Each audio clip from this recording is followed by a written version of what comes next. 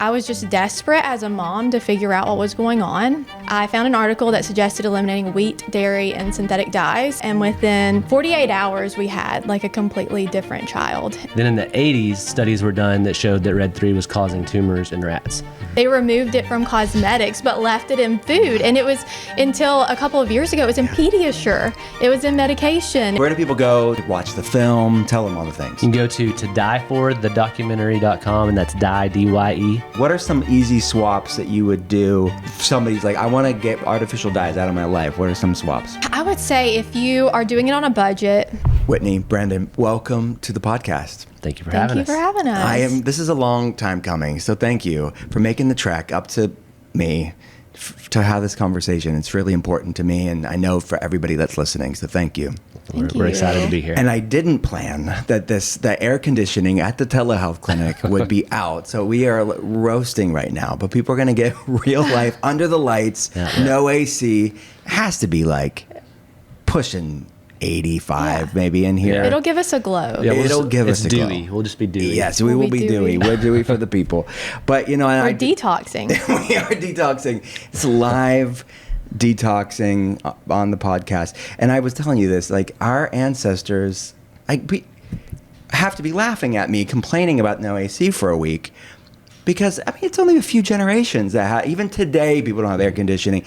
It has made me weak. It has made many Americans weak, right? We just don't, what the heck? What am I feeling here? I'm inside and I'm perspiring. Yeah, but very productive. Yeah, exactly. We're multitasking with our detox and podcasting simultaneously.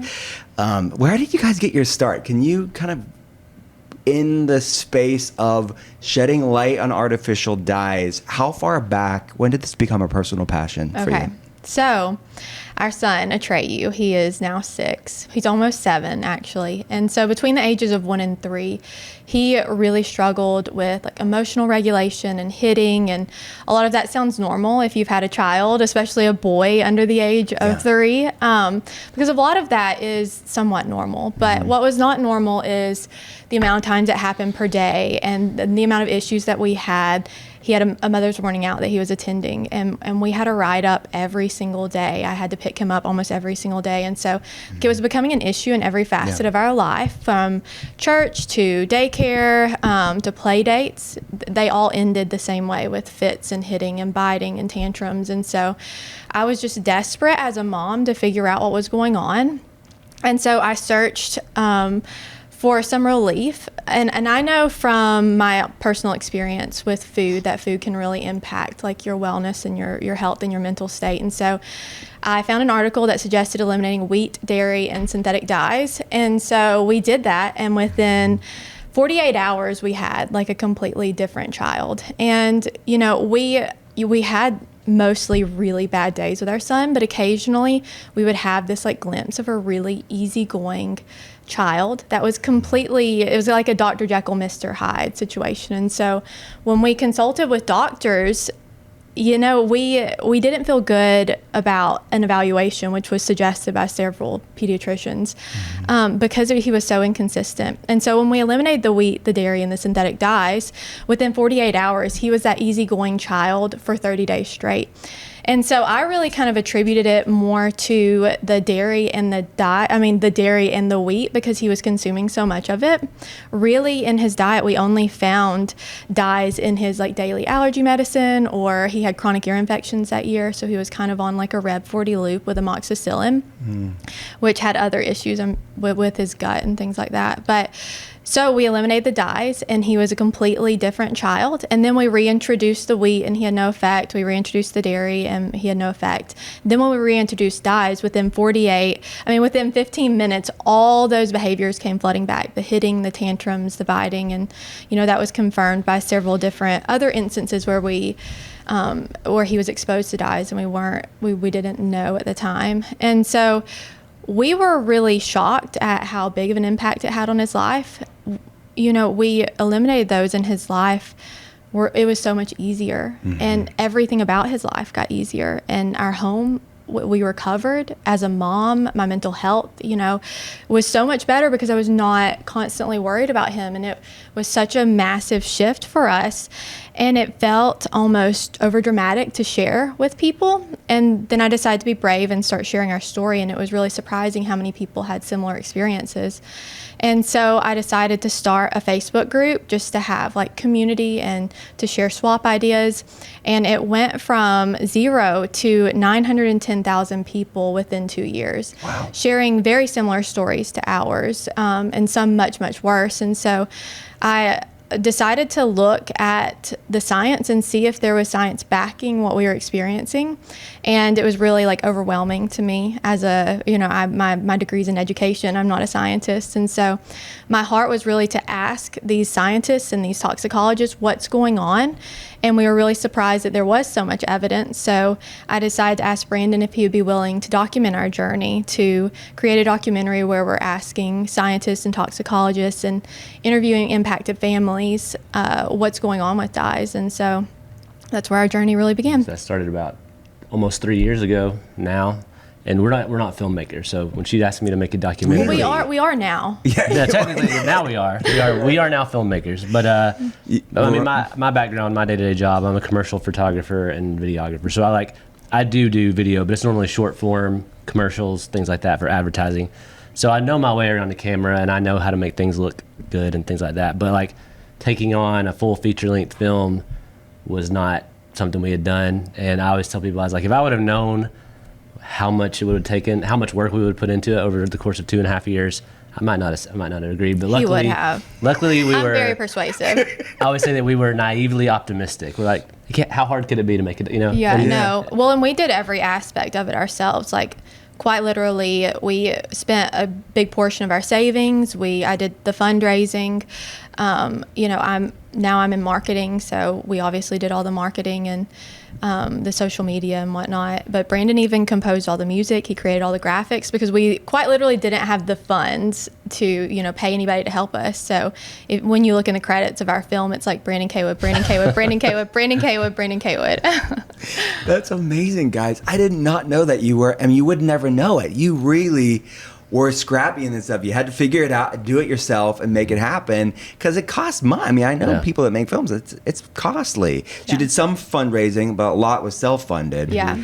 How long did it take you to make the film? Let's see, I think 2 years. two and a half years. Yeah.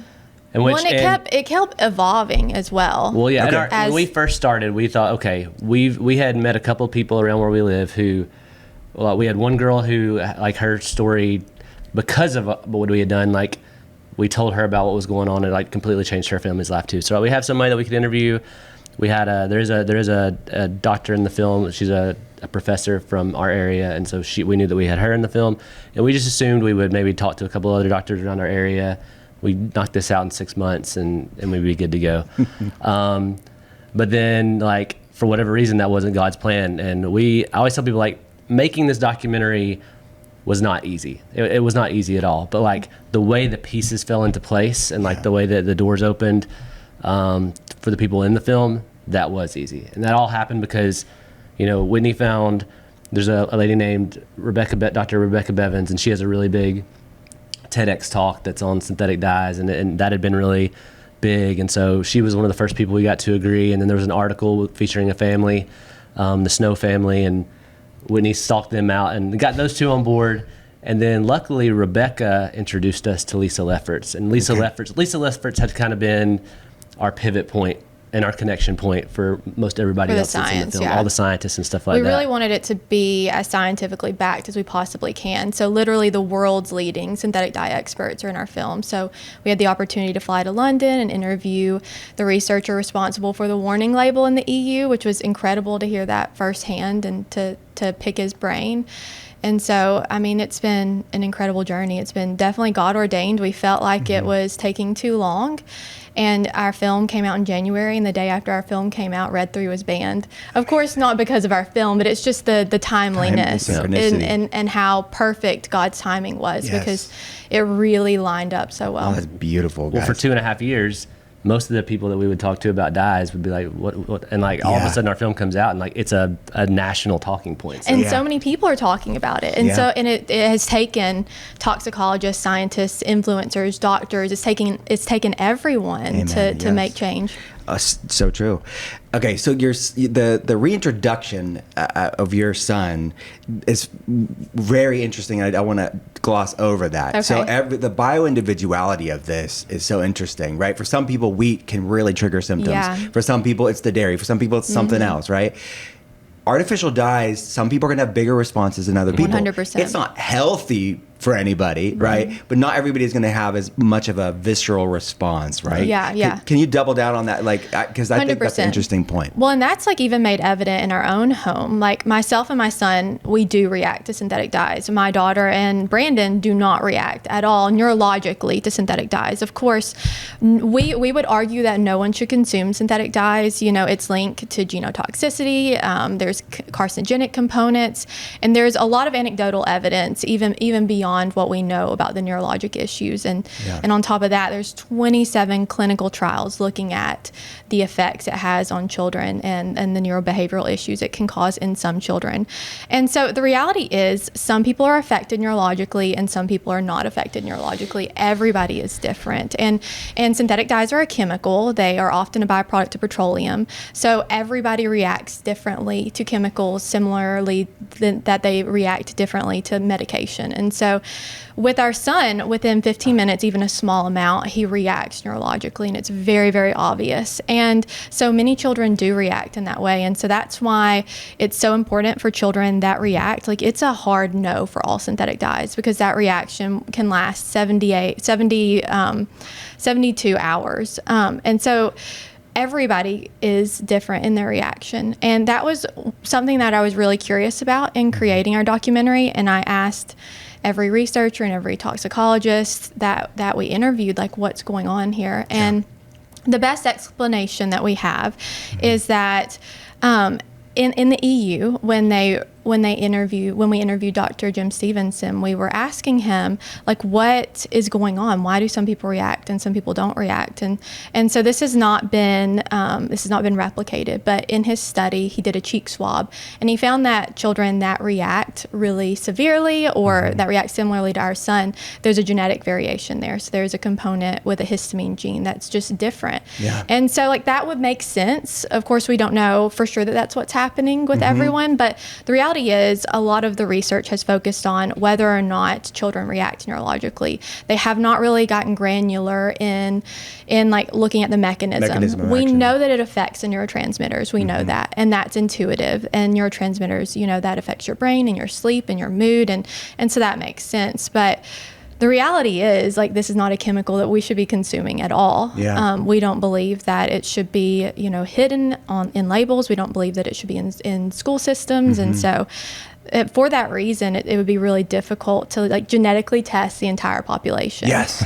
I know. And then part of my job is with telehealth patients to look at epigenetic and genetic variables, and we see a high correlation between these different histamine gene variants with people that have these sensitivities to things like artificial food dyes and other things too. It's not just that. Yeah. But the body's histamine production doesn't know how to calm down as easily or clear histamine as much, and of course there's that inflammatory component too. Yes. So let's go back to maybe lay out some of the symptoms. You mentioned neurological, but for people to maybe have, I want some aha moments here for people to know, like, could this be a piece of my puzzle?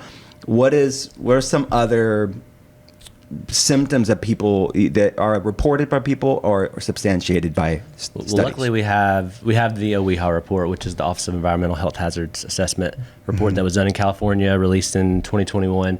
And so that was kind of a meta-analysis that took all the current data on like all the science and stuff on dyes, and it was a multi-year process, and it was peer-reviewed, and it had public input, and it basically looked at all the human studies, all the mechanistic studies, all the test tube studies. 27 clinical trials in children and humans, and basically it concluded that synthetic dyes can cause restlessness, sleeplessness, irritability, aggression, impulsivity, and then, you know, even anecdotally, like with our group, we've heard obviously in our film, Rebecca's story is her son had, suicidal ideation, and we've heard that a lot. And, there's actually 2 people in our film that their children exhibited that behavior, but we didn't cover both of them because the stories were so similar.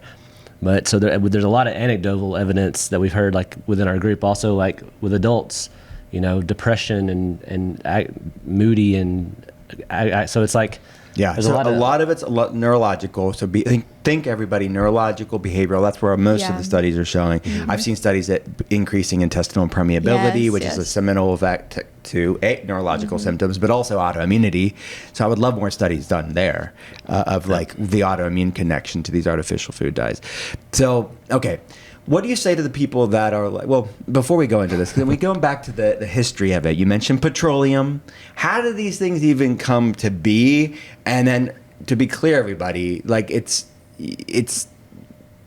not, you have to read labels, right? It's not something that you're going to just know, this is artificial light. It's not going to be in the front. They're not advertising this stuff. Right. So can we go, 2-part question. What are some key words that people should look out for? And then what's the backstory of artificial food dyes? Yeah, I'll take the first part. Okay. So you do have to read the label, and it's not, you can't just look at a product and figure out if it has synthetic dyes or not. If it's organic, you're good, you're solid. If it's a whole food, you're good. So sticking to a good, clean diet is obviously like the best way to avoid it. But if your child is like dependent on like school lunch, like it's not going to come with a label. And so that's difficult. So when on the ingredients list, it has to be listed. It can't be hidden like an artificial flavor or a natural flavor where there are thousands of chemicals that can be hidden in that. Synthetic dyes have to be listed. So you're looking for a color and a number, FD&C Red 40 or Red 40 or Yellow 5, Yellow 6. So it is relatively easy to find it on the label, but you still have to somewhat memorize like the dyes that are available to us. And I do want to back up and kind of finish my thought from earlier. I think that's one of the reasons why it's so difficult for families. It's difficult to identify. Also, there's not always labels. But for children that if you are waking up and you're eating Fruit Loops in the morning and you're having a Pop-Tart for snack and then you're having a Propel or a Gatorade at practice, you're going to be on a consistent loop. And that's what's most concerning to me. Like if my child would have continued, consuming synthetic dyes. And that was, mind you, just from his daily allergy medicine.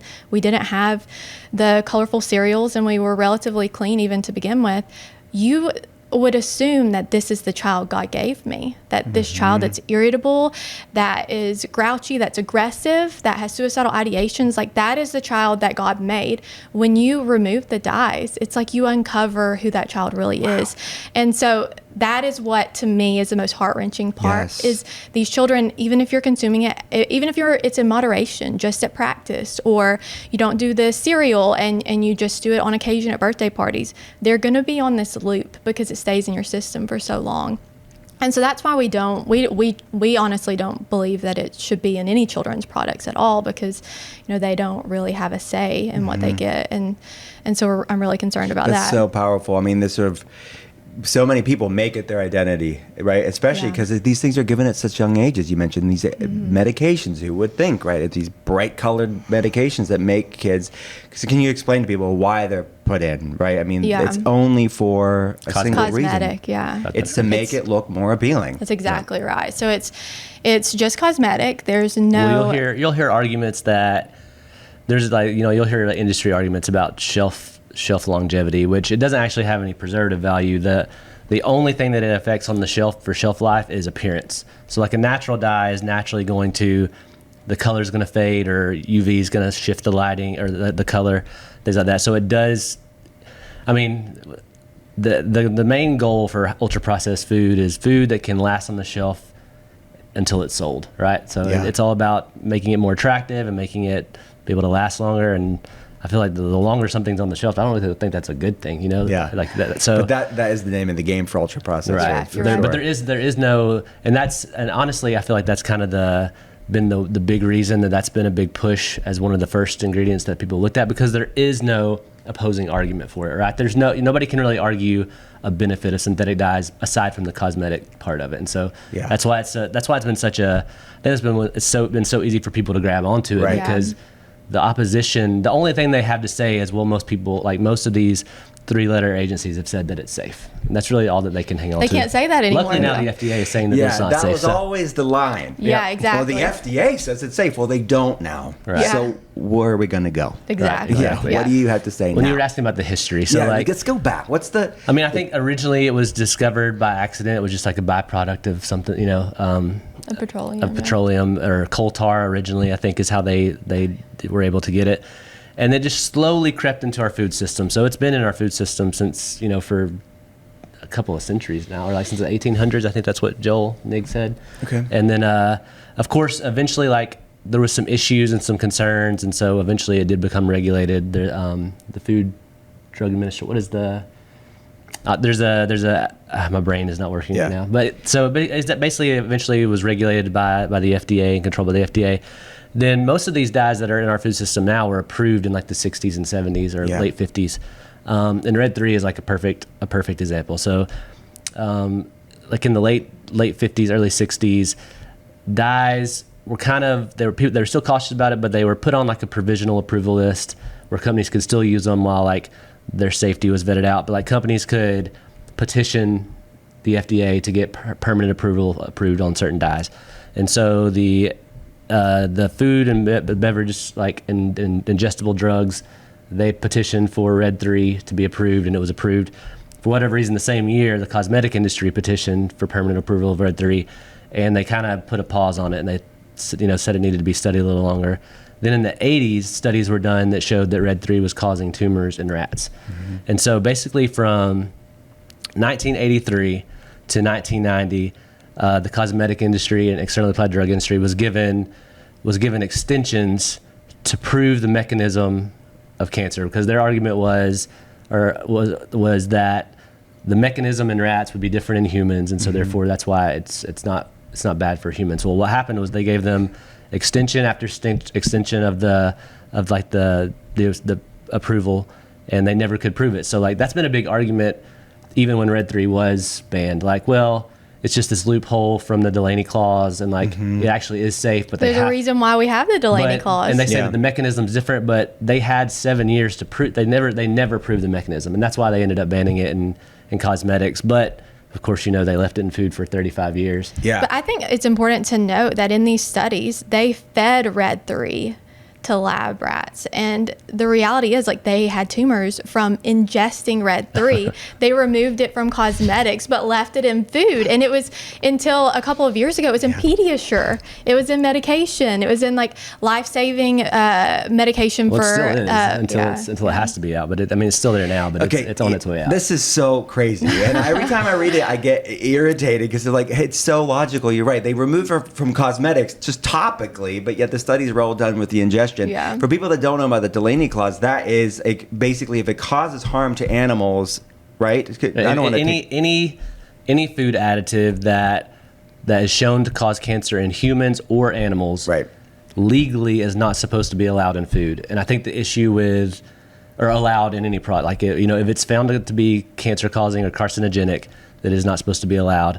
And you could even find that on the FDA's website. that's and you a- can that's even a- find the studies on the FDA's website where they found that it caused tumors in animal studies. Yeah. But legally, they're not allowed to have things that cause tumor. That went on for over 30 years, which 1990 is the year before I was born. Well, That's been 35 years. Well, the 34 issue is years. that it was already approved in food. And even in 1990, the FDA said they were going to take steps to remove it. Like, that was their plan. We were going to remove this from the food system. But they just drug their feet. I know that CSPI and EWG and organizations like that, they've petitioned, for years. Mm-hmm. And so, like, I think there was enough public awareness and public pressure, in January, and there's about to be a change of administrations. Yeah, which I want to get to that timing. That's interesting to me. But so 35 years. It's banned from cosmetics, Red Dye 3. Mm-hmm. And it's in food all that time. And what are some of, before we get into that 11th hour Red Dye 3 ban, which is interesting, but what are some of the foods, things that have artificial food dyes. You mentioned Fruit Loops. You mentioned Pop-Tarts. You mentioned medications. What are some of the top things? You mentioned Gatorade. I think the most like shocking products are the products that are like very unassuming. Like marshmallows have like marshmallow brand, like The Jet Puff brand, yeah. marshmallows have Blue One, and like many medications, fortune cookies, and white like vanilla icing, chocolate icing, and you would assume it was chocolate because of the cocoa. Oatmeal but cream pies, the spicy chicken at Chick-fil-A. Not Chick-fil-A. I know. That's what Chick-fil-A could have an easy win. They have like 2 things with dye in it. They could easily, they could do like, they could do like In-N-Out. Chick-fil-A, Yeah. behind the curve. I Yeah. know. Well, and even like maraschino cherries or like Yes. certain fruit cups. And what is really, really surprising, or was really surprising to me and is not surprising to you at all, is that so many of these companies, they leave the dyes here in the US, but they have like an EU version or an Australian version or a Canadian version that don't have the synthetic dyes. And so the argument that industry makes is that, you know, it's going to be too costly, it's going to make your food go up. But when you compare prices, it really is not. It's just a lie. Can we bust that myth? Because that's what they're saying lately, right? It's Yeah. like, it's be afraid, be very afraid. If we change the ingredients, your prices are going to go up. There's going to be like... It's not true. Okay, can you It's bust not. that? Well, No, it's I did definitely not. I literally one evening took an hour or 2 and looked up grocery store prices for like, I think I did Fruit Loops, M&Ms, Mountain Dew. And like I looked those up in like European grocery stores. Like I went to the actual grocery store websites in Europe and America, and like pennies. Yeah. And in many cases, it was more expensive in America. And because these were also pre-sales tax, which not every state has sales tax. Oh, well, but- even more shocking to me is like if you compare Fruit Loops brand to like an Aldi brand, which is also, it has very similar ingredients, but it doesn't have high fructose corn syrup and it doesn't have the dyes. It's $2 cheaper. Yeah. And Aldi, I see Aldi's popping up. They're still making a profit. I love all these ad You campaigns. know, Like every time somebody jumps on the bandwagon and we're getting their diets, they're like, "Welcome to the party, welcome to the dye free." We've been doing it since 2015. So. Yeah, because Aldi doesn't have artificial food dyes. That's like part of their ethos. Their brands. Now their store Their does, brands. but their store Yeah. brands are similar to Trader Joe's commitment. Yeah. So these brands, companies or stores, their brands, which tend to be more inexpensive too. Yes. There are people already doing it. Yep. Yeah. And like you said, you're comparing apples to apples between US and EU. That's a bad Well, big Canadian. analogy. Yeah. Canada Fruit Loops has been a Fruit big Loops to Fruit everywhere. Loops. Yeah. Canadian Fruit Loops, a box of Canadian Fruit Loops that use fruit for color are cheaper than a box of American Fruit Loops. Yeah, so please, come on. It's A simple it's a Google tactic. search. It's just a spin, Yeah. right?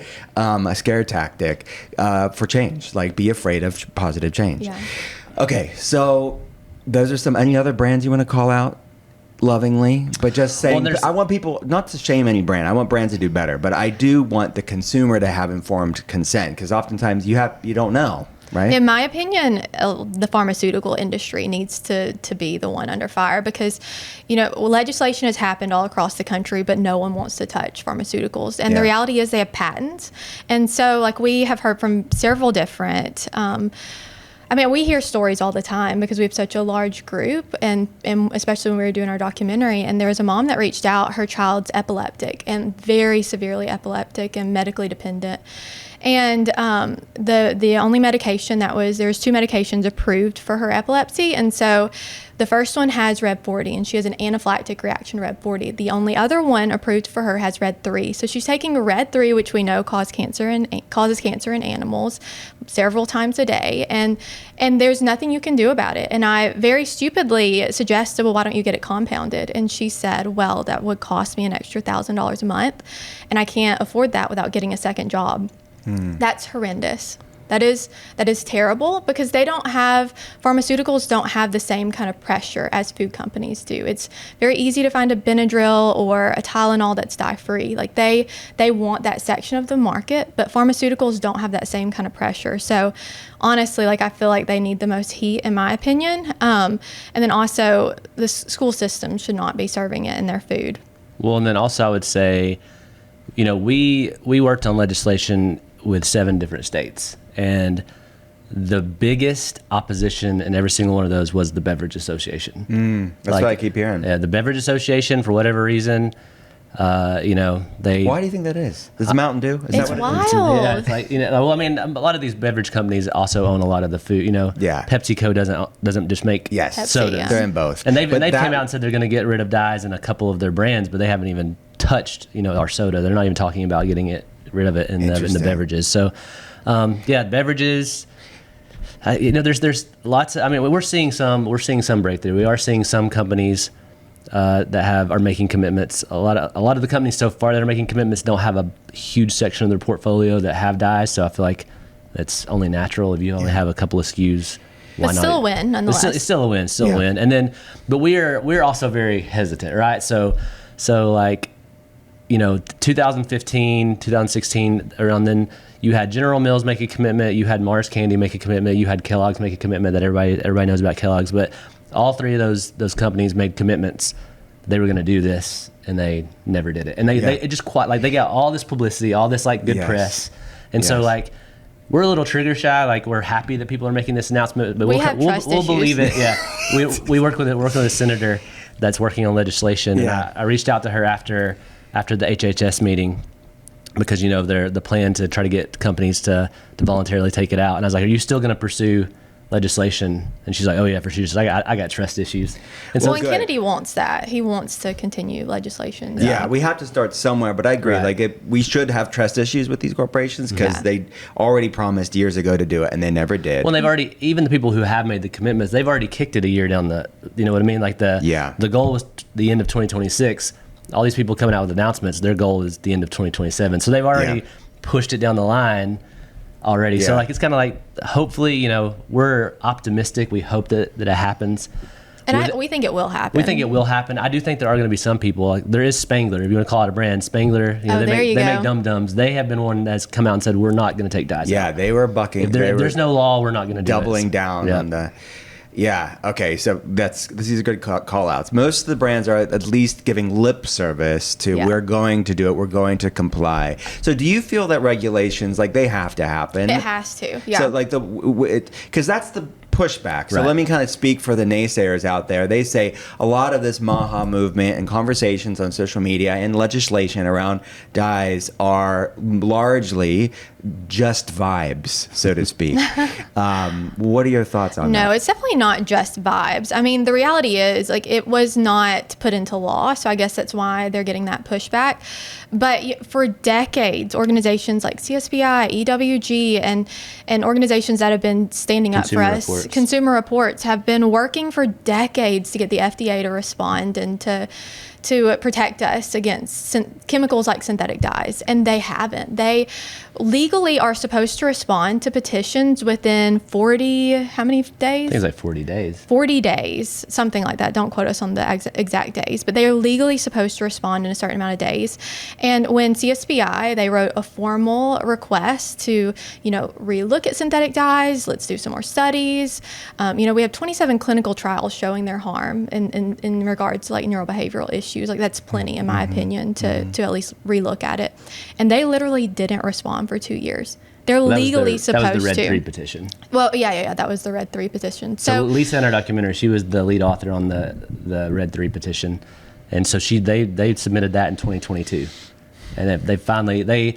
I remember. I feel like there was one of those hearings with Bernie Sanders and the FDA. I think they mentioned that they were looking into Red 3, and then we saw in January they actually came out with the ban. But that was, you know, almost 2.5 years before they actually even like responded to it. Well, and so for decades, they have just ignored requests to look at it. And the only way to have movement is to create discomfort. Truly, is to create discomfort from having a lot of people talking about it, having a lot of people sharing the truth, having parents that are concerned, having influencers speak up, and writing companies. All of that is really, really valuable, but nothing is going to completely fix the situation except legislation, in our opinion, because it's the quickest way. And unless you create, which industry always says, well, you've created a patchwork, you know, West Virginia, you've banned dyes here in Tennessee, you've banned red WEB40 in schools. In Utah, you've banned all dyes in schools. So it's this patchwork. It's difficult for us. Well, no kidding. That's what we were trying to do.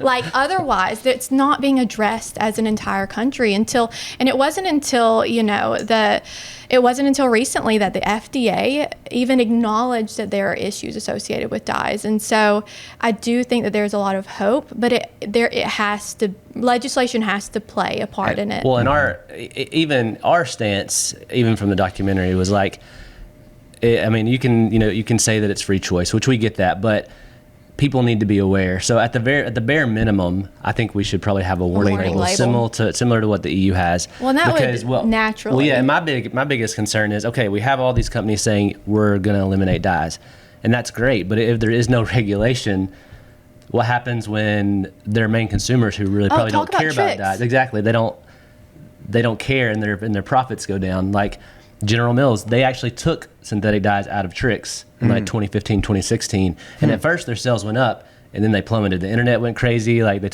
I saw one post where somebody said it looked like dog food. But you ruined my childhood, or my child's childhood. They ended up just putting the dyes back in, and like they had like a campaign, like the colors are back. So, wow. So like if there is no this is why we have trust issues. Yeah. If there is no official regulation, what happens when this administration changes, and that damn little Trix rabbit. Yeah, and what happens? I mean, like there's nothing stopping them from putting them back in. Like, I don't know. So like, if there's regulation around it where it's required, that's beneficial.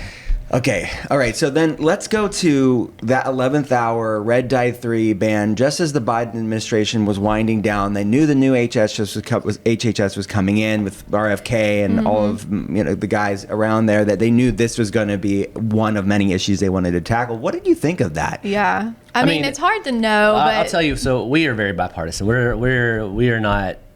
Like, we're for all the people. Whoever's going to do it, let's do it. Even in life, but our film specifically, like we try to stay with Republicans and Democrats. Stay very in the middle. So like for us, a win's a win. Like, amen to that. I over the past 6 months, we have seen a lot of the politics. We had to have like a crash course on like civics over the past 6 months because we've been involved. So like, it's been interesting to see it. But like for us, a win's a win. If it's like, we loved what California's done around dyes. But they were we say all that to say they were definitely trying to get a win under their belt. Sure. Like, we've seen that. We've seen like having that press that we did this is important in the world of politics. Well, and it's the same with organizations, with anybody, even in influence. It benefits anybody who's involved to have a win. But that's honestly, like, that's how you play the game. Like, that's so sad. But the reality is, it's difficult to find somebody who is strong enough to actually do it just because it's the right thing. But I think honestly that's been the most heartwarming aspect of this, is we've met so many people that are just genuinely wanting to do the right thing, especially in West Virginia. They were the first to pull the trigger. They did something very scary. West Virginia is such a small state, and the threats that industry they were making, like, those could have been really real, and they were brave, and they still could be real. They had, I know, well, they have phone calls from industry, a lot of pressure, and they threatened to take, their jobs out of West Virginia. They threatened to not send food to West Virginia. Nasty, awful threats. And they said, you're not going to bully me. And I thought that was incredible. And West Virginia is they have a mega majority. They're a very Republican state. And so they were the first, like, conservative state to really jump on board. And it was so brave. And honestly, one of the most heartwarming parts of it for me was, it passed the House and the Senate almost unanimously. And there was a Republican that stood up, which was obviously in the minority, or a Democrat that stood up, which was obviously in the minority. And he said, this is the kind of legislation we can get behind. This is a human issue. And I'm so proud to be a West Virginian. And so, or a Mountaineer, I think he said. And so, I mean, that's just incredible. Yeah, it's so beautiful. And we're at recording this from, we're not far from the West Virginia border. Southwestern Pennsylvania is more West Virginian than anything else. And I got to speak to some of the legislators because you guys testified, right? We did, yeah. So can you take us behind the scenes of what happened with West Virginia ban, which was like big news to everybody? What, out of left field, West Virginia showing up? This is probably what obviously, like, our film we create as a tool, as awareness and things like that. So this is probably like the thing that we're the most proud of. So Whitney had been talking to Summer Barrett, who her husband is a senator, Jason So Barrett. she's a lobbyist in She's West a Virginia. lobbyist. I met them. You guys introduced me to them. HHS. Yeah. And so she had been talking to Whitney for a little while because she had been following our page for our film, and they wanted to introduce some legislation, and then out of nowhere, Delegate Evan Worrell. We don't even we have an X account, but we barely post on there. We have maybe 10 followers. But he tagged us. So he tagged us, and he's like, "To die for." We're really counting on you guys to help us get this legislation passed. And we're like, what's going on? So we're like, okay. And within a week, he had called us and asked us, do we know anybody that would be willing to testify? And he's like, especially if you guys could come up and testify. So we drove from Georgia to West Virginia. We met Lisa on the way, so Lisa came. And so we picked her up. She was not. She was not excited to go, but I was like, "We will even pick you up." But tying that back to our film, the reason that the delegate and Senator Barrett decided to pass this was their wives both watched "To Die For" the documentary. When they're both self-proclaimed Maha moms. And then they made their husbands watch the documentary. So that they gave us a lot of credit for their legislation and things like that. So it was really cool. And they brought us up. We testified at the House at the first committee hearing. And then we ended up, Lisa was there. Lisa was she was the key to the science, because there was a lot of questions about science and is there evidence? That was a lot of the, when you go to these hearings, you're addressing this one topic for 10 or 15 minutes. And those, especially in a committee, those 10 to 20 people have a lot of power to make the decision. Mm-hmm. And if you don't have somebody in there to answer the questions, they'll pause it, or they'll pass on it. They won't let it go any further. And so having Lisa there was vital. Or someone credible, because there's so many people that don't know that there's any science behind this. They think it's there's a lot of misinformation about them being banned in certain countries when they're not actually banned. They're not actually banned in Europe. There's a warning label. So there's a lot of having somebody that really knows what they're talking about, especially on the science side, was really powerful. And so then Lisa looped in EWG, and then EWG ended up pulling in Vonnie. And so by the time we got in front of the Senate committee, Vonnie was there, and so we testified with Vonnie and Vonnie Hari, but Food Babe on social media. And then Scott Saber from EWG, and then Lisa. And so that... And the EWG is the Environmental Working Group. As you said, they've been working on this for decades. Years. Yeah. And then Lisa, now she's not, but she was the lead scientist for Center for Science in the Public Interest. Got it. Well, and it really took all of us. I mean, when we testified, I can't position myself as an expert. I mean, we know a lot, obviously, and we know a lot of upper level stuff. But when we testify, I'm normally the mom. I have an experience, I have a firsthand account, and then obviously we have our group, and so we've heard so many stories of life change, and so that was important, and the science had to be there, and you have to be able to answer these questions accurately, so that you're essentially persuading a group of people to support legislation that you want to support. And then Vonnie played the Food Babe. She played such a pivotal role in that, especially toward the end, because the Maha movement really just started to get legs, and if Maha wasn't a thing, that legislation would not have passed. And so the governor, had passed the House and the Senate almost unanimously, and the governor is really apprehensive about even signing it, because this was, historically such a liberal issue. And, California was the first state to ban Red 3 and was the first state to ban it in public schools. And so so many people, especially Republicans, they are not going to follow California. So it took a lot of bravery for them to say, no, we're doing this because it's the right thing. Well, there was also concerns about, is this going to cost, are we going to find this little grandma making cakes on the side if she uses it? So they had to add some things to the bill to under a certain amount. If you make under a certain amount of money, then you're not going to not hurt small businesses. Small businesses and stuff like that. So he was a little apprehensive, but I think, and on top of that, after it had passed the Senate and the House, the Beverage Association spent $19,000 on radio ads just to pressure him. Giving him pressure, trying to pressure citizens. So the governor, Republican governor, who I got to meet too, he's being pressured. Right. And you're right. This is historically a left of center liberal thing. Conservatives would call this government overreach. This is personal choice, freedom. Yes. And this is a interesting realignment of positions. You see it almost flipped because the other side's like, well, because it's connected to Maha, it's like now they're like going to die on the Dye Hill, and suddenly they want to chug Red Dye 40 like it's their favorite I hate drink. that. Yeah, well, and luckily there are a few like liberal states that have legislation or are wanting to pass legislation. And so with New York, they were very close, and we're hoping that they're going to pass some legislation soon. And so there was a lot of persuasion there. They had to be really, really brave, and the threats they were making was, we're not going to send food to your state, and like obviously you're not going to, if they follow through with this, you're not going to get reelected. Well, basically they were and saying your state is so small that none of these companies are going to make a West Virginia specific product. They just won't send it to you. And that did scare a lot of people. I mean, I'm sure that there's probably still a little bit of scariness around that, because right now they're the only state that's banned it. They're outright, banned it outright. So hopefully we'll see some change. I think we're going to see, I think we had up to 25 states at one point that had some sort of legislation on the table. It didn't all get passed. We actually wrote a bill for Georgia that was presented, and it will be brought back up in the next session.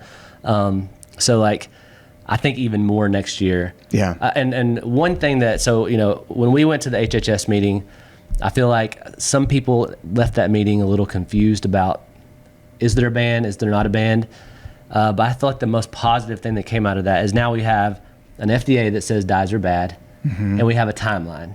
So like that's been now I feel like states moving forward, they won't have that pushback anymore that the FDA says that they can't say that these aren't that they're not safe. I mean that they're safe, and then when it comes to like a time, we have that 2026 marker that we can start. It's looking like it's going to be 2027. Because the goal is with these, you mentioned the sort of the patchwork approach. Like if we're going and you see these state legislations, the goal here is, if it's in Texas, if it's in Utah, if it's in West Virginia, if it's in California, where you have bans, it's going to be very difficult, near impossible for these companies, these food companies, to make different formulas for each state. Is that correct? Yeah. Well, exactly. Especially with like California. That's why the whole reason the OEHA report even happened is Senator Walkowski tried to pass 2 bills for warning labels that both got defeated. Turns out he was over the budget for OEHA, and so he put the money in the budget for OEHA to do the report. And so like the reason that they were wanting to do the warning labels in California is because if California gets on board with something, and it's kind of a strong arm move, I guess, but they have such a big economy that most likely they're not going to make something California specific and send something else to the rest of the world. And that's kind of what you're seeing with Texas with this bill that just passed. There's the rest of the U.S. Yeah, like they're a big economy. They have a little bit of power. They pass these bills. I feel like the Texas bill had a lot of things really, really close. I think there's going to be some issues with that, especially around things like synthetic dyes, because of the wording about how these is not recommended for human consumption in Canada, UK, EU, or Australia. But none of those countries actually ban dyes. Which I want to set that record straight. So some of the so I don't want to skip over that. So what is your opinion of the Texas bill? You think it's a good? I mean, it was a very robust bill. It's good progress. It's the wording. We are a little bit concerned about the wording. The wording has to be more accurate. Well, because it's a little bit, I think, and that's one of those areas where I feel like people think that it's banned in Europe. And certain things are like Red 3 will fall under that list because it will actually fall under the list. Titanium dioxide is banned in the EU, so that'll fall under. There are a lot of the additives on that list that are true with the wording. Yeah. But and it doesn't actually say, it doesn't say a ban, but it says to say that a country deems these not safe for human consumption, that's almost a given that these countries have banned it when they haven't. And even in EU, the only ones that require a warning label are Red 40, Yellow 5, and Yellow 6. So the azo dyes. Blue 1 is still allowed. The Blue 2 is still allowed. But because of that pressure in the EU, because of that warning label, manufacturers opt out of using the warning label and they use safer ingredients like beetroot or turmeric or spirulina. And Canada is the most confusing. I think people think Canada has very strict regulations because of Fruit Loops. Yeah. Fruit Loops is an anomaly. Most of the cereal in Canada has synthetic dyes in it. For whatever reason, Kellogg's took it out of Fruit Loops for Canada. But we have a girl that follows us, and she's very vocal, and she feels like with Red 3 being banned in America, Now the Red 3 is being pushed in Canada. They're still creating American products for Canada with Red 3, like new products. This is really good, setting the record straight of the nuance and context of this. Yeah. Okay, I wonder if it's because Canada is part of the Commonwealth. Is that why they're like shipping know. over like UK? Like why? I mean, and we don't. I mean, that's what I think that she's thinking. I mean, what she had evidence for is that they're creating new products with brand Red new products 3, coming out with Red 3. and she's thinking that they're going to ship it out to California. I don't know that that's actually going to happen. I'm hoping we need to look into why specific. And if you, I mean, Kellogg's will say that the reason they don't put dyes in Canada is because the Canadian palate prefers the dye, but that doesn't seem to ring true across.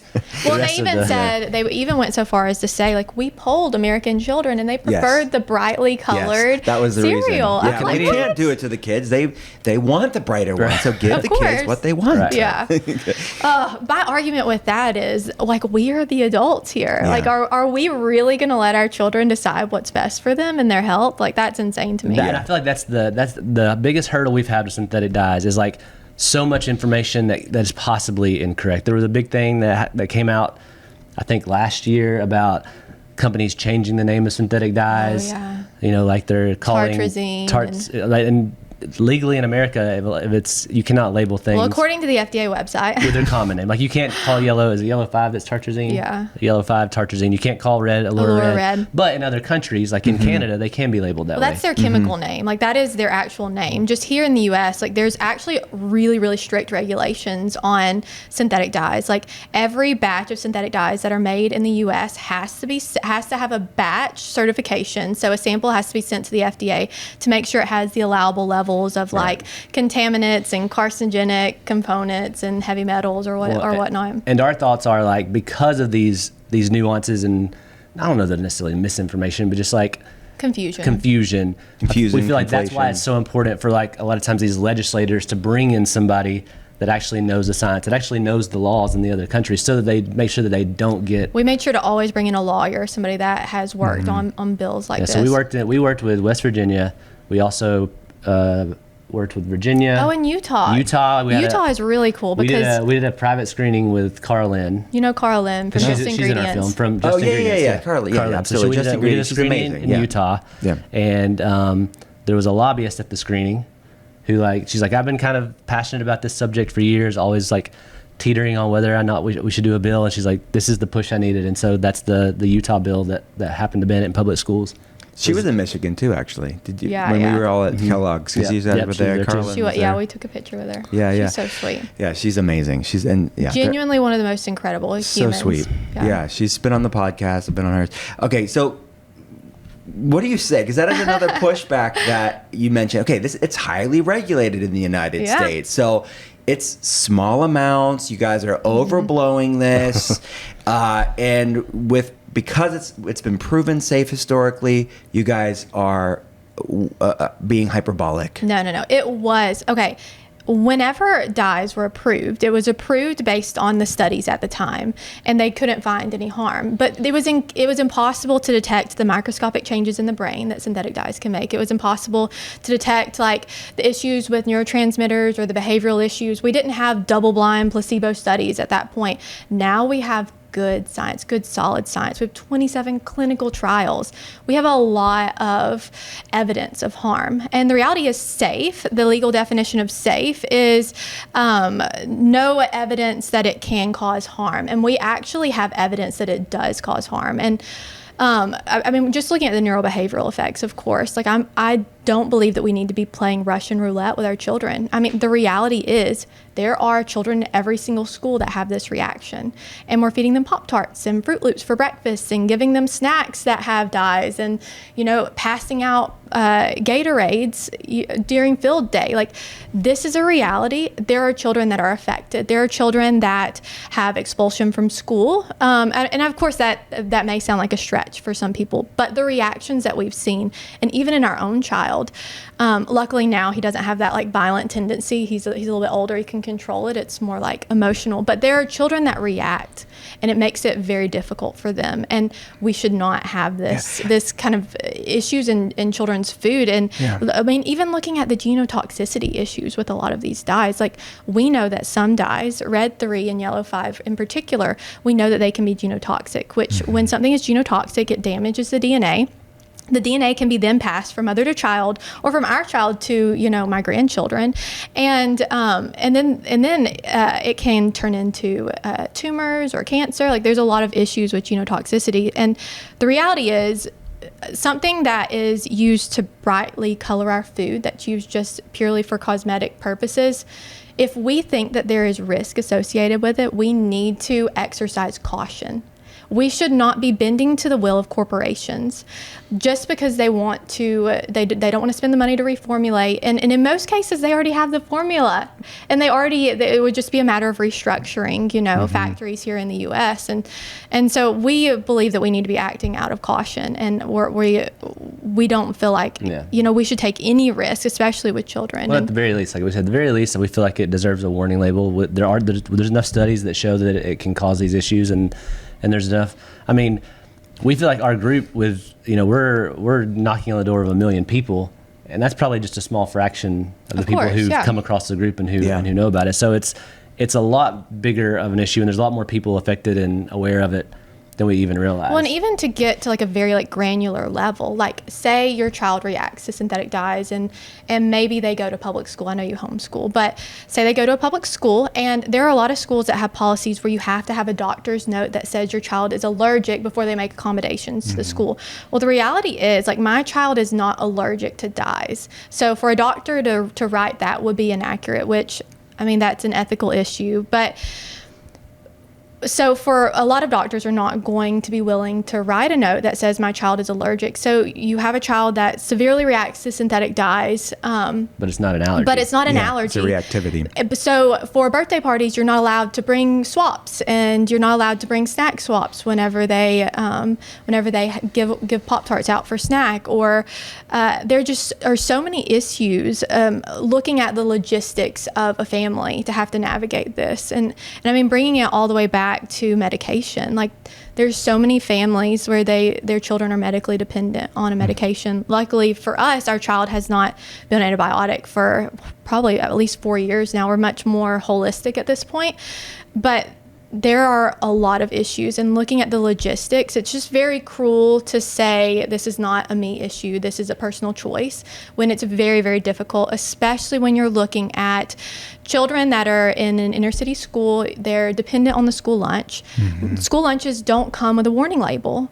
And, families that I used to teach at an inner city school, and to compare my situation, my financial situation, and my awareness with food to the students that I taught is a very unfair statement. Yes. Many of the students I taught, they were second generation or even first generation, and we have a beautiful Latin population where we live. But I had at least 3 students my last 2 years that I taught, that came from Guatemala, and the mother and the father, they were both illiterate. They oftentimes didn't know how to spell their child's name. They didn't know their child's birthday. Do you think they're reading labels? Does that child matter less than my child? No, that child matters just as much as my child. And those children are affected just as harshly as my child. Maybe not all of them. Maybe it's just a part of it. But the reality is, with a population that's already dealing with so much, synthetic dyes work on a spectrum. Some people are affected not at all. Some people are affected neurologically a little. And then some people, like my child, it's like Dr. Jekyll and Mr. Hyde. Dr. Jekyll and Mr. Hyde. So you will have a child that, has a lot of the symptoms of ADHD, and then you add a synthetic dye sensitivity, and you're sending them over to where they're medicated, where they're having issues, where they have an RTI. And so, that may seem like a stretch for a lot of people, but it's not a stretch. We've seen it, and we've heard the stories, and it's just, we should not be playing Russian roulette, especially with children. Well, historically, if you look at something like lead regulation, like that was the amount of people that were affected and things like that by lead, like percentage wise, was small. Very small. But when even that small percentage, it might have shifted the whole population a point or two, like IQ. With IQ, yeah. But we put regulation around it because you don't want to shift the entire population's IQ. And Joel Nigg in our documentary, he said it's very comparable. Like, synthetic dyes are very comparable. people will argue that it's There's such a actually small, a stronger correlation. that it's such a small percentage that it shouldn't. But like We did the same for lead. we did the same for lead. Like if we like, you can't say just because it only affects a few people that it's not bad. Yeah. Well, and I did just say the word correlation, but we now have enough science Causation. to show causation. Like, we know that synthetic dyes can cause hyperactivity, inattentiveness, restlessness, sleeplessness, irritability, and aggression in some children. And a lot of people get hung up on the can, and they think it's, oh, it can or it can't. But the reason why it says it's can is because some people are reactive neurologically and some people aren't. So we know that it causes issues in some people. It's a spectrum, like you said. Exactly, yeah. How your body interacts with these compounds. And you mentioned a beautiful point. Thank you for bringing it up. This disproportionately, on average, impacts inner city people that are on government assistance, right? Because that's these cheap foods Right. that You're are exactly marketed right. and are available and accessible are these foods that are filled with. Well, I feel Well, like the OEHA report actually points that out. Like, it's actually mentioned in the report that people of lower income and then people in the Black and brown community have more. They have less access to like Trader Joe's and Whole Foods and disproportionately in that way. But then also it becomes this might be a stretch to some people, but in my opinion, it becomes like a human rights issue. Like, we should not be making it harder for an entire population of people. And to me, that's the sort of interesting point, because some naysayers about us talking about this is they call us elitist, but to me, it's like the opposite. It's elitist to say, well, no, because we wouldn't buy these products anyways, even if the artificial food dyes are removed. But there's many people that are dependent within the schools, dependent within government assistance, where it's within these foods, or they're just not health aficionados, and they don't.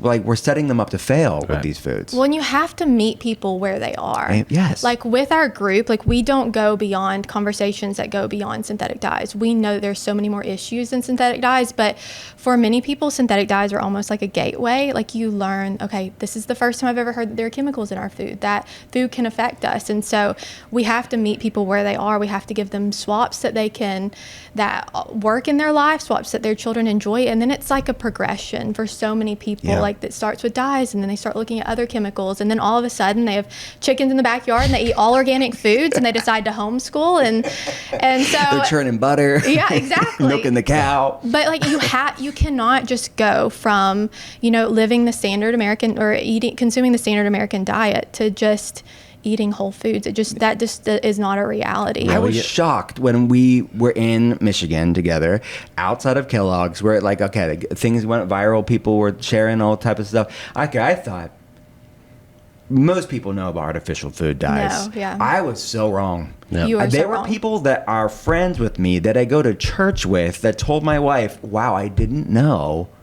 And they would naturally be more health conscious people. They had no clue. Yeah. Yep. No, that was us. Like, I feel like that is describing us. When Whitney wanted to do this with our son, I was skeptical. I was like, we'll do it. But they're like, there's no, like, I've eaten this stuff my whole life. It hasn't affected me at all.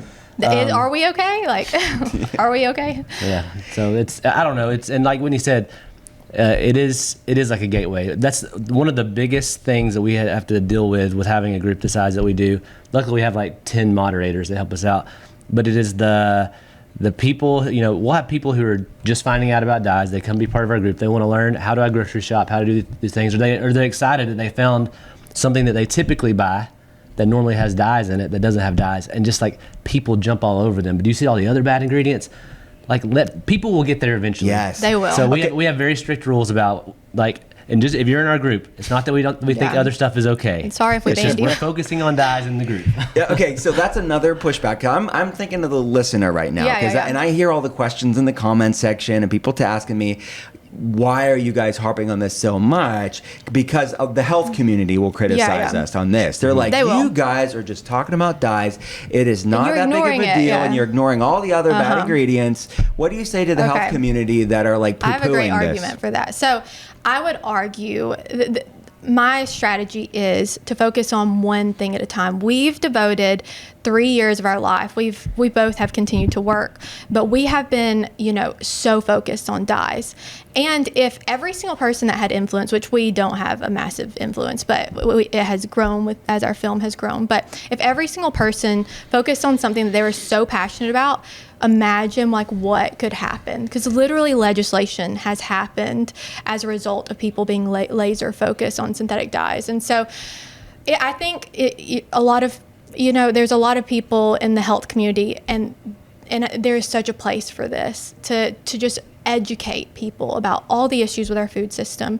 But for us, we were so focused on making change in this one area that if we were to have deviated, and it was very easy to deviate when we're talking to these researchers, there's a lot of issues with our food system and a lot of chemicals that are dangerous, but we wanted to be laser focused because we felt like we could make a much bigger impact. And we've also witnessed with legislation that's very robust, that covers a lot of issues, it's more difficult to be accurate about 50 things, and it's more difficult to pass legislation that addresses, several different issues. If you are laser focused, you can more easily educate people and more accurately educate people, and then you can move on to the next issue. And of course, even in our documentary, we don't claim that synthetic dyes are the only issue in our food system. Like, quite the contrary, we address that there are lots of chemicals in our food system, and that this is the beginning.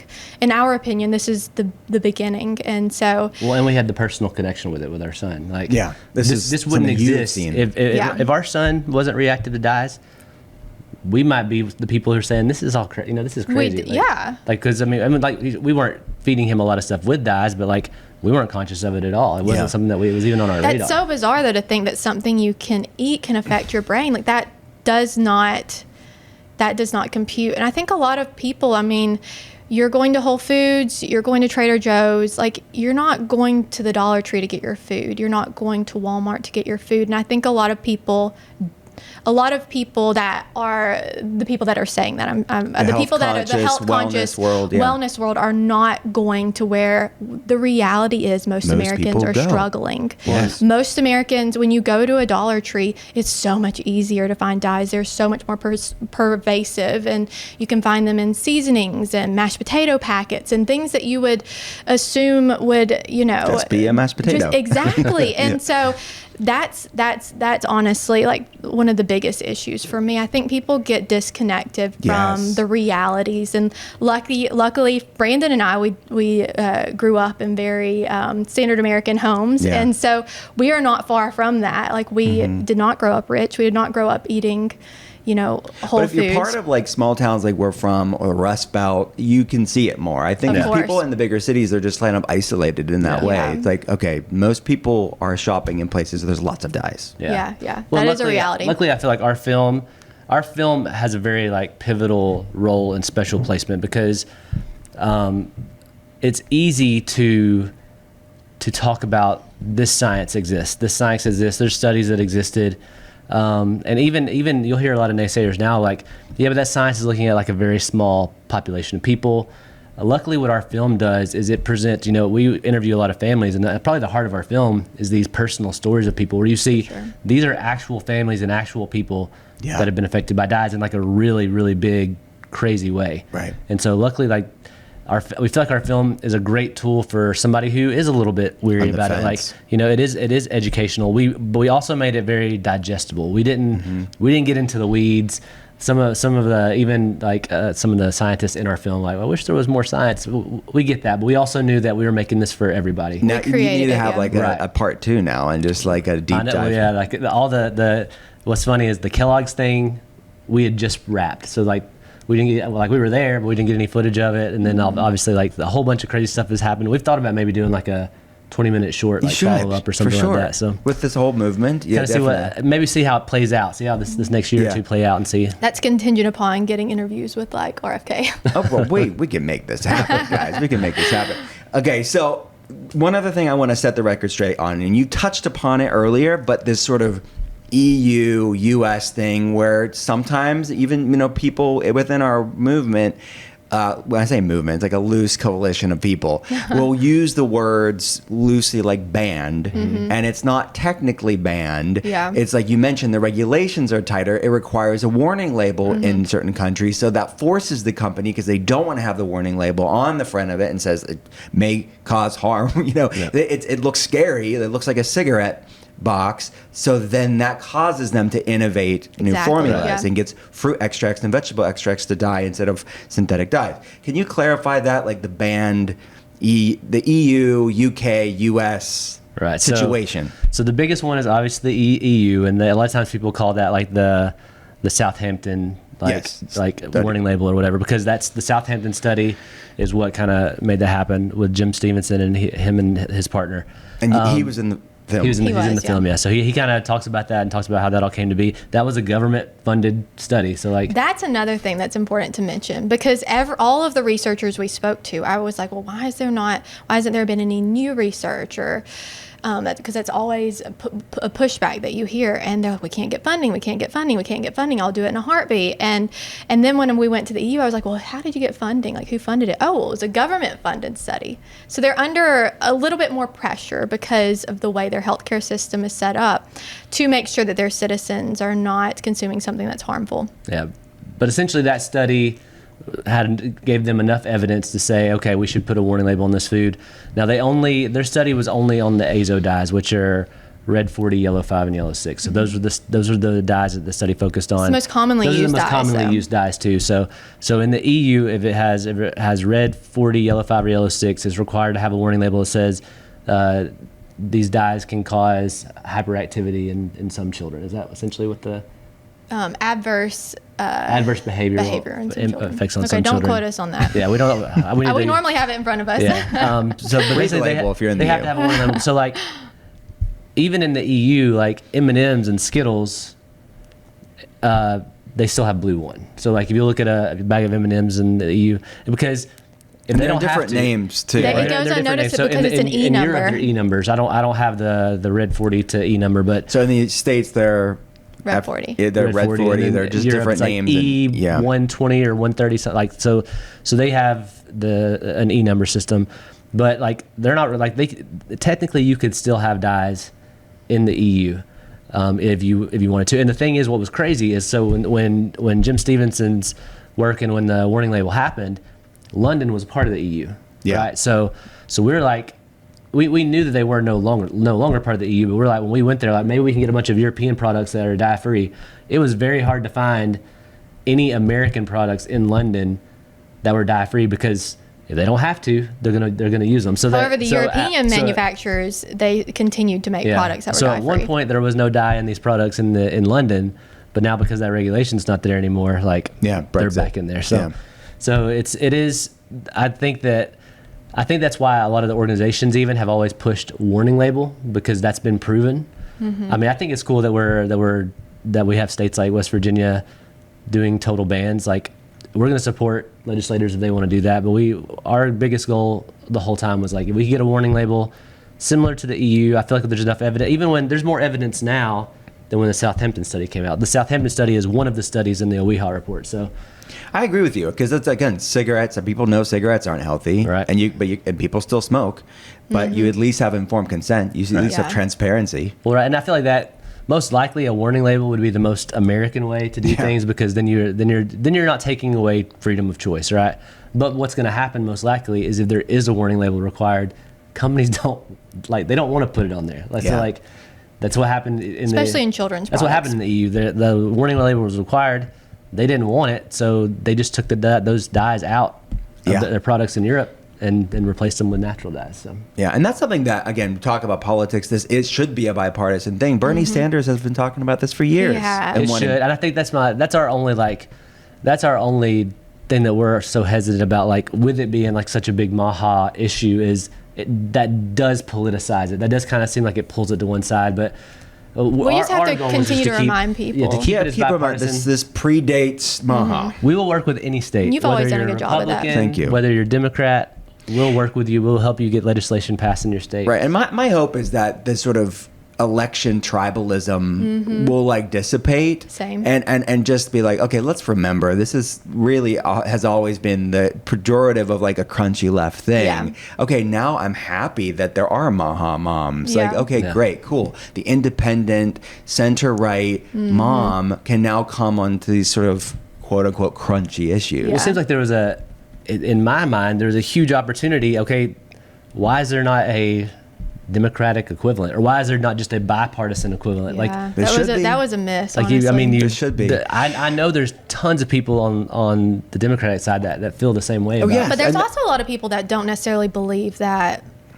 I mean, it is, it is partisan in some instances, but a lot of people are not seeing Maha as like a right or left thing, just like a human thing. Yeah, And it's not. Most of us within the wellness world, if you knew politically and generally speaking, we're Yeah. not like Yeah. super one way. I love that episode where you and Courtney were talking Yes. about that. Thank you for that. I was really appreciative of that. I was like, that was so refreshing to hear. Yeah, and what I've heard from the different organizations that were involved in getting the HHS where it's at today want to disentangle it from the politics and bring it back to like, this is a human issue. Yeah. This is a bipartisan issue, and come together. And it's actually a great thing because there's more and more quote unquote Republicans that are used to push against this are now finally had their aha moment to a maha aha moment to know that this is a human issue. Yeah. Right? Yeah. This conversation is so good. It's such a blessing, guys. Before you go,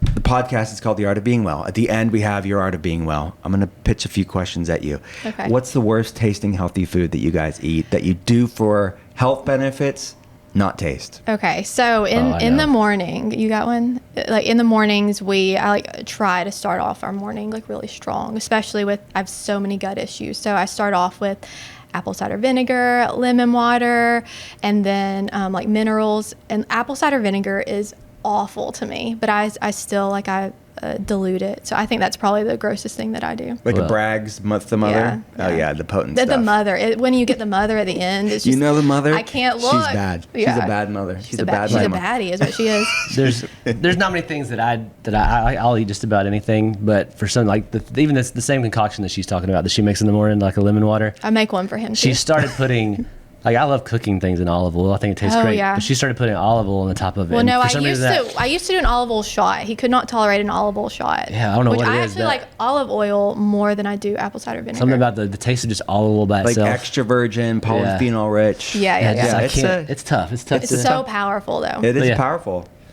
So she's doing right. I mean, yeah. Do you I still mean, do it? I do it, but I complain every day. I was like, oh, Do you guys take supplements? And if so, what are maybe 2 lesser known supplements that you I have a take? good one. So in my journey, like I have so many food allergies, which I shared with you. I'm allergic to wheat, dairy, yeast, and eggs. And all of that came about after when I was 18, I had a really bad doctor that I would get dermatitis and he would treat it every single month. I would get my Adderall and an antibiotic. And for a year, I had my Adderall and my antibiotic that I would take monthly.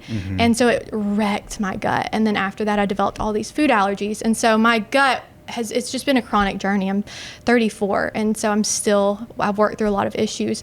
But one of the most healing things I've taken is Carlin. She's the CEO of Just Ingredients. She has a probiotic that has prebiotic, postbiotic, and a probiotic, and it has been so good for me. Amazing. So I would say that's probably one of the most healing things that I yeah. have For, taken. for me, she gives me a handful of things in the morning, and I take it. I don't. You give him berberine? Yeah, Burberry. I'm on a weight loss journey right now. So actually, I've lost about 15 pounds since I saw you HHS. Amazing, man. So I've kind of cut out all added sugar, and I'm kind of focused on mostly high protein right now. And then I started taking berberine just in case I was having any blood sugar issues, because it seemed like I was having like a little bit of a tough start losing the weight at first, like it was coming off slower, because I went through another big weight loss journey when I was in my early 20s. I weighed about 245 pounds and ended up going down to like 180 pounds. Amazing. So it's all weight has always been like a thing for me. But I just noticed in the past year that it seemed like it was 40s. slower to get off. So she suggested berberine, and I guess it's helping. And then Amazing. And so, yeah. Got some great tips here. Next question. What's somewhere, I'm sure you traveled a lot, like through this whole promotion of the film and getting it out there. What's somewhere that you've been to that should be on other people's bucket list? Doesn't have to be in the States, but I think Utah. Yeah, we both love you. We have gone to Utah 4 times in the past 2 years, 3 times for the film. So our very first trip we went on to interview is when we interviewed Emily Snow, and she lives in Utah. Then Carlin agreed to be in the documentary. So last year in June, at our anniversary, we went to the Grand Canyon and interviewed Carlin in Utah. Then we went back to Utah for the screening with Just Ingredients. And then we just went to Utah. We took our whole family to Zion National Park. Oh, great. And so it's Utah. I love Utah. So I would say Zion. Yeah. Zion, and then London. London was super cool. God has given us such a beautiful creation, and Zion's a really great example of that. Amen to that. I call it God art. Yeah. It is boy, he shows off. Yeah, and you cannot, the best God art, you cannot encapsulate in a photo or a video. Right. Yeah. It's like, everyone's pulling their phone out. It doesn't do it justice. Just soak it in. Yeah, just look at it. Soak it in the present moment. Your memories is the best thing. So true. And being there in the moment. What is the weirdest, most out of the box thing you've done for wellness that you're willing to admit on a podcast?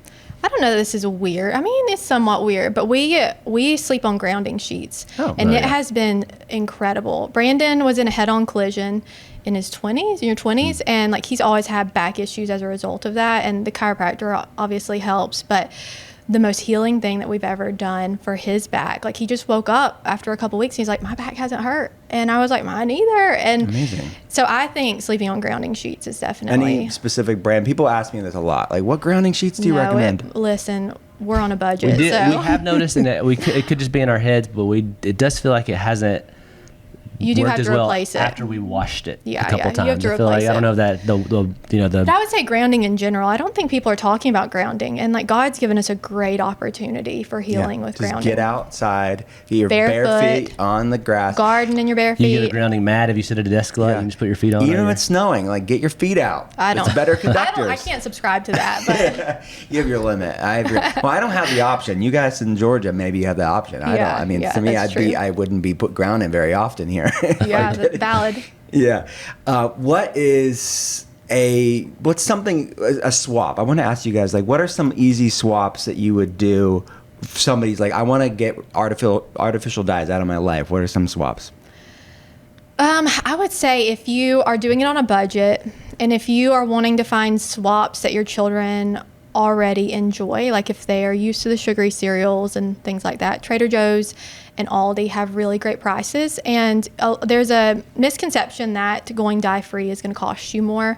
There are certain things that cost more, like candy. Candy oftentimes costs a little bit more, but for a lot of things you can buy it generic. And so I would say Trader Joe's and Aldi brand's really great. But really, if you want extra bonus points, switching from processed foods to whole foods is really the best way to go. Mm-hmm. And so if your child's used to eating a granola bar for snack, which I'm not saying you shouldn't ever do that, but if your child's used to that, just incorporate, peanut butter and an apple and just whole foods. I feel is just it. Once I realized how easier it was to avoid all the things I'm worried about by just eating whole foods. It's so intuitive, but once you make that switch in your mind, it's so much easier. Yeah, so it solves a lot of the problems. It really does. And I think it's a lot of problems that we don't even know are problems too. And yes. There's a lot. The things we're not even talking about. I agree.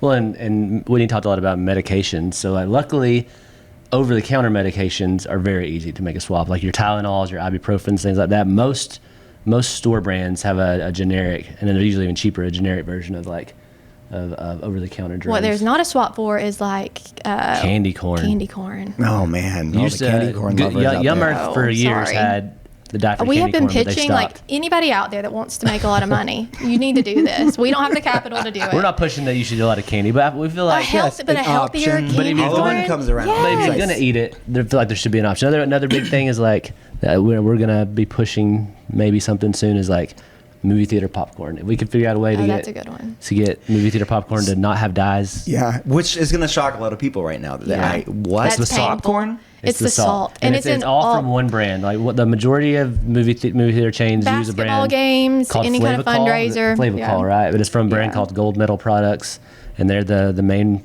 distributor. We're actually hoping to work with Consumer Reports on that. Yeah, that would be cool. Oh, this is so good, guys. What was it? I want to know do you guys know what Enneagram you are? Oh, I think I'm a 7. Oh, really? Yeah. Okay. Do you know what Enneagram you are? I have no idea what that means. Okay, it's like He a does. personality thing. Barely yeah. anybody knows, but I just like after talking to somebody and getting to know them more, I'm like, oh, I wonder. Yeah. Is that the thing we started when we were in Utah? 7 is you can be like very persuasive. And Yeah, 7 is like extroverted. enthusiast. The Yeah. enthusiast. Yeah, that fits. What to do? You have to take the test afterwards. I know I made him take it, but I don't Is remember. that in Utah we started it? No, it was a long time ago. was We some did sort it of- like that was a before we pers- got married. We did a like personality Just to see if he was up. in Utah. Yeah, well, front. our premarital counseling, they were like, you need to know this. I was like, okay. Yeah, it's good. It's Yeah. good for companies. It's good for I do agree, relationships. yeah. Good with friends. Yeah. My friends, where do people go to learn more, to watch the film? Tell them all the things. You can go to dieforthedocumentary.com, and that's die, D-Y-E. And if you go to dieforthedocumentary.com/watch, that'll have a link to all the platforms. If you just want to go straight to your platform and watch it, it's on Amazon, it's on Apple, it's on Google TV, and Fandango at home. Mm-hmm. And then, like, we feel like a lot of people have seen our film that kind of already know about it, that know about the issue, and so that's been a big part of people watching our film. But we really feel like we made the film for people who need to know about it. And luckily, like now it's on Canopy, so if your library supports Canopy, you can watch it for free through your library. over 200 It's in over libraries. 230 libraries across the country. So there's ways to access it for free. Eventually, all movies end up somewhere for free, whether it's on YouTube or Tubi or something like that. We're still in the phase where our distributors feel like it needs to stay on the platform. So And then we're also, I've written a children's book, which has been really fun because a lot of families have struggled with explaining, like, you don't want to get super detailed and scientific with your child. And so we've created a book to help children learn how to read labels, and we kind of throw in there a lot of like whole foods options. And so it's called Color Detective. So Color it's coming out. Detective. Yeah. To die for. Yeah. Both amazing things. Thank you both for coming on. thank you. Thank you for having us.